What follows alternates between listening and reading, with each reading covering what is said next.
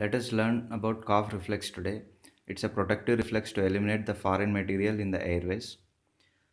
Cough receptors are present in nose, sinuses, auditory canal, nasopharynx, larynx, trachea, pleura, diaphragm, pericardium. Cough reflex has afferent and efferent pathways. Afferents reach through vagus and glossopharyngeal nerves to cough centers in medulla. Diaphragm and external intercostal muscles contract. As the diaphragm and extra intercostal muscles contract, volume of lung increases and pressure of air in the lung decreases. To equalize the pressure, approximately 2.5 liters of air enters into the lungs. Glottis closes. Muscles of glottis are innervated by recurrent laryngeal nerve. Vocal cords shut tightly and air is entrapped in the lungs so that it cannot escape. Then relaxation of diaphragm and contraction of abdominal muscles and contraction of other expiratory muscles like internal intercostal muscles occur.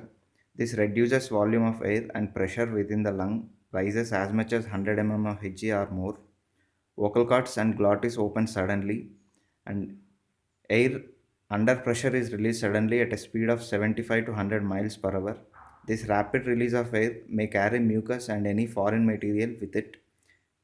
This is the mechanism of cough reflex, which is protective to eliminate the any foreign particles in the airways.